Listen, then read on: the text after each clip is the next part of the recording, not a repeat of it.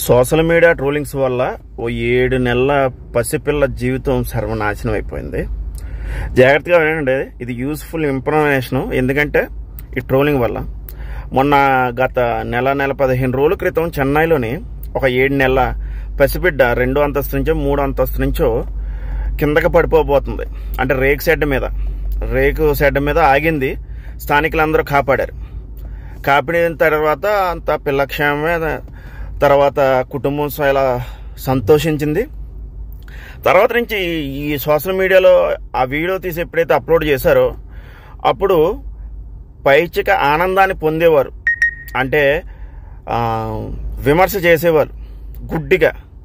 అసలు లోతైన మర్మం ఏదో సత్యం ఏదో తెలుసుకోకుండా, తప్పేదో ఒప్పేదో సరిగ్గా చూడకుండా వాళ్ళలో ఉన్న మూర్ఘత్వాన్ని బయటికి తీసి మృగాల్లాగా ఆ తల్లిని ట్రోల్ చేయడం మొదలుపెట్టారు. అంటే 7 నెలల పసికొందని ఇలాగా బిల్డింగ్ నుంచి అడిపోయి చచ్చిపోవడానికి కారణమైంది, నువ్వు ఎక్కడికి వెళ్ళావు, నువ్వు తల్లివి కాదు, నువ్వు అలా మదరగా పనిచేయవు, ఇలాగా బిడ్డకి సంబంధించిన తల్లిని సోషల్ మీడియాలో ట్రోల్ చేయడం, రాయటం, తర్వాత డూయిట్లు చేయటం ఇలా చేశారు. అయితే ఆ అమ్మ ఆ పిల్ల అలాగే ఎందుకు జరిగిందో ఎక్స్ప్లెనేషన్ ఇచ్చే లోపే, ఆమె తరపు ఏదన్నా అన్యాయం ఉందో న్యాయం ఉందో చెప్పాలన్న లోపే వీళ్ళ లోకలంతా కాకులాగా పొడిచి ఆవిడని మనస్తాపానికి గురి చేసి ఆత్మహత్య చేసుకునేలాగా చేశారు. సో ఆవిడ ఈ రోజుని 7 నెలల పసికొందును వదిలి ఈ ట్రోలింగ్, ఈ కాకులు అయితే ఏవైతే ఉన్నాయో ఈ కాకుల మాటల్ని మనసులో పెట్టుకుని కుంగి కృషించి ఆవిడ ఆత్మహత్య చేసుకుని చనిపోయింది. ఆవిడ వర్షం ఎవరు ఇవ్వలేదు. ఆ పక్కన న్యాయం ఉందో లేదో, ఆవిడ ఎలా పడిందో, పిల్ల ఎలాగా 2 అంతస్తుల నుంచి పడిపోయిందో జారిపోయిందో, ఎవరైనా పడేశారో లేకపోతే ఈవిడ ఆ టైంలో లేదో, ఇవేం పట్టించుకోలేదు. ఇలాగ ట్రోలింగ్ చేయడం వల్ల ఒక పసిబిడ్డ ప్రాణాన్ని ఇంకా తల్లి లేకుండా చేసేసారు. 7 నెలలు పసిబిడ్డకి, బహుశా ఇప్పుడు 8వ నెల రావచ్చు.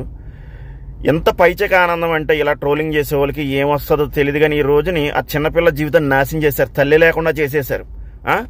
అసలు సత్యం ఏదో అక్కడ ఏం జరిగిందో తెలుసుకోకుండా ఇలా చేయడం వల్ల ఈరోజు మొత్తం కుటుంబం అంతా దుఃఖశోధంలో ఉంది.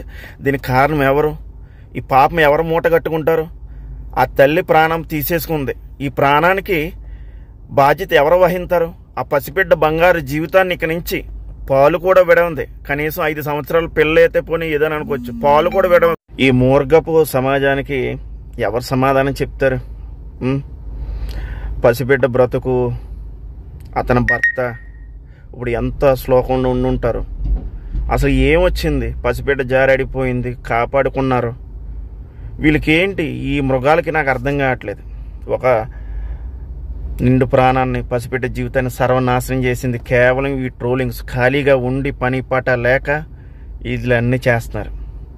దేవుడే ఆ పసిబిడ్డని కాచి కాపాడాలని కోరుకుంటున్నాను. చాలా బాధేస్తుంది ఫ్రెండ్స్.